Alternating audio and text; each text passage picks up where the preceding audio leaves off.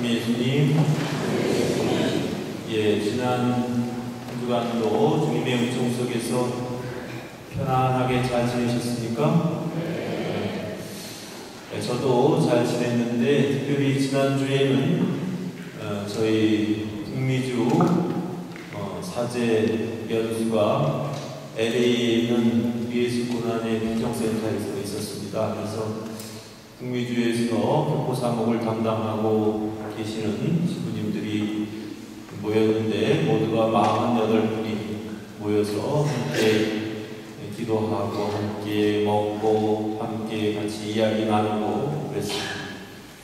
그 중에서도 특별히 이주 사목을 담당하고 계시는 이병호 전주교구 이병호 주교님께서도 함께 참석해 주셔서 저희와 시간을 함께 보내주셨습니다. 특별히 더 의미 있는 그런 시간이 되었던 것 같습니다. 아무튼간 거기서 오랜만에 선배들도 만나고 또 후배들도 만나고 동료도 만나고 그래서 오랜만에 이 화기애애한 분위기 속에서 다른 신부님들과 함께 시간을 보냈습니다. 그들과 함께 이야기를 이렇게 나누다 보니까 각 공동체별로 사람 사는 데가 다 거기서 거기이기 때문에 다른 데로 다 문제점들도 있고 또 애로점도 있고 또 힘들어하는 부분도 있고 여러 가지 그런 이런저런 이야기를 나누면서 오히려 용기를 얻기도 하고 또 많은 격려와 위로를 받기도 했습니다. 그래서 특별히 조금 힘들기는 하지만 그래도 해외에서 교포 사목을 하는 그 신부님들 또 나름대로 보람과 자부심을 가지고 교포 사목을 하고 있어서 참 그들이 많이 또 자랑스럽기도 하고 또 앞으로도 더 열심히 사목에 전념해야 되겠다 그런 생각을 했습니다.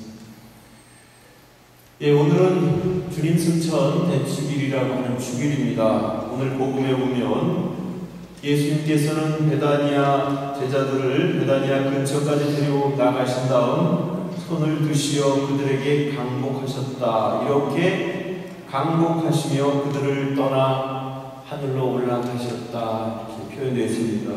루카복음 24장 50절에서 51절에 나오는 말씀이죠. 예수님의 승천을 전하는 그런 구절이라고 볼 수가 있겠습니다. 또 첫 번째로 읽었던 사도행전에서는 예수님께서는 그들이 보는 앞에서 하늘로 오르셨는데 구름에 감싸여 그들의 시야에서 사라지셨다라고 표현되어 있습니다. 여러분들은 이 성경 구절을 읽으면서 무슨 생각을 하십니까? 정말 사람이 둥 떠서 하늘로 올라갈 수 있을까? 혹시 과장된 거 아닐까? 그런 생각을 하실 겁니다. 대답하실 필요는 없지만 제가 여러분을 대신해서 여러분들의 생각, 이런 생각 가지고 계신 분이 있나 저런 생각 가지고 계신 분이 있나 하고 한번 여쭤보겠습니다. 어떤 분들은 그거에 대해서 별 의심 없이 별 생각 없이 하느님께서는 전능하신 분이니까 하늘을 나르는 게 아니라 세상도 창조하신 분인데 그까지 뭐야 생각만 하면 못하겠냐. 그러니까 아마 정말 성경에 나오는 그대로 하늘로 이렇게 올라가셨을 것 같다. 그런 일이 있을 수도 있겠지. 이렇게 생각하시는 분도 있을 거고 또 어떤 분들은 교회에서 믿으라고 하니까 믿어야지 별 수 있나 이렇게 생각하시는 분도 있을 겁니다.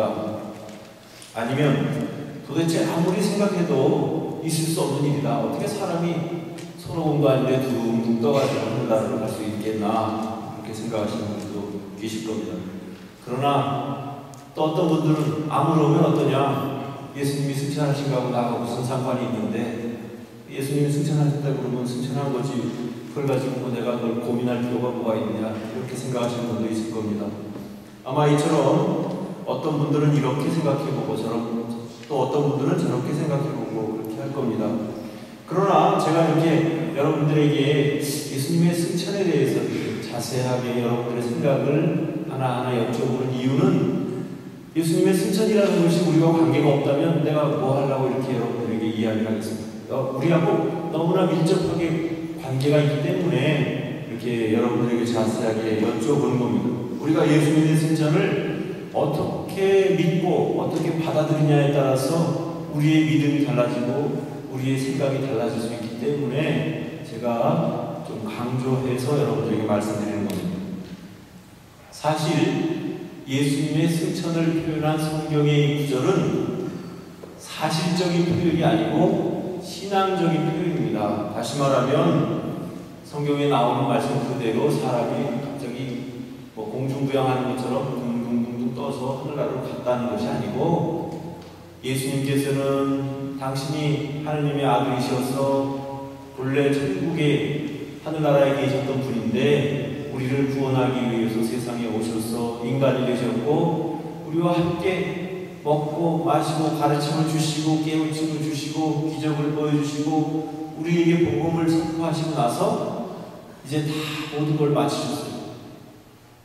죽으셨다가 부활하셔서, 그래서 당신의 복음 전파 사명을 온전히 다 마치신 다음에는 다시 하느님의 영광으로 다시 되돌아가셨다. 그런 뜻이라고 보면 되겠습니다. 다시 말하면 우리에게는 굉장히 희망적인 사실이 이 안에 담겨져 있습니다. 즉 다시 말하면 우리도 인간이지만 인간도 열심히 이렇게 예수님을 닮아서 예수님처럼 이렇게 세상을 위해서 살다 보면 어느 순간인가 우리도 하늘나라의 초대를 받고 하늘나라의 구원에 들어갈 수 있다. 마치 예수님이 그러셨던 것처럼 우리도 부활하고 우리도 승천할 수 있다는 것을 우리에게 희망으로 표본으로 보여주신 사건입니다. 때문에 승천이라고 하는 것은 부활과 뗄래야 뗄 수 없는 관계이고, 그 승천은 예수님께서 당신이 말씀하셨던 것과 똑같이 정말로 예수님은 구세주셨고, 그 구세주는 우리를 구원하기 위해서 세상에 오셨을 뿐만 아니라 당신이 말씀하신 그대로 모든 것을 다 이루셨다, 완성하셨다. 때문에 우리는 이제 걱정할 필요 없고 우리도 예수님의 뒤를 따라서 부활하고 승천해서 하늘나라에 올라가게 된다는 것을 우리에게 대표적으로 보여주신 겁니다. 오늘 복음에 보면 그 부분에 어떤 내용이 나오냐면, 제자들이 예수님을 떠나보내고 나서도 크게 기뻐하며 예루살렘으로 돌아갈 수 있었던 것도, 그리고 성전에서 계속해서 주님을 찬미하며 기쁘게 지낼 수 있었던 것도 승천이라는 것이 서로 헤어지는 것이 아니고 더 높은 차원에서는 우리가 하느님의 영광에 들어가게 되었다는 희망적인 사실을 제자들은 알게 되었기 때문에, 그렇기 때문에 기뻐할 수 있었고, 그리고 즐거워 성전에서 기도할 수 있었던 것입니다. 우리가 인간적으로 보면 누구나 다 잘 함께 지내다가 이렇게 이별을 하게 되거나 서로 헤어지게 되면 섭섭한 마음이 드는 것이, 아쉬운 마음이 드는 것이 너무나 당연한데도 불구하고 기뻐할 수 있었던 이유는 그것이 그냥 단순히 헤어지는 것, 섭섭함 이런 게 아니고 정말로 하느님의 영광 안에 다시 들어갈 수 있다는 것을 우리에게 알려주고 있기 때문에, 그래서 제자들은 기뻐할 수 있었던 겁니다. 따라서 예수님의 승천이라고 하는 것은 우리에게 또 다른 말로 표현하자면 희망이고, 왜? 우리도 그렇게 될 수 있기 때문에, 또 다른 말로 이야기하면 그건 기쁨입니다.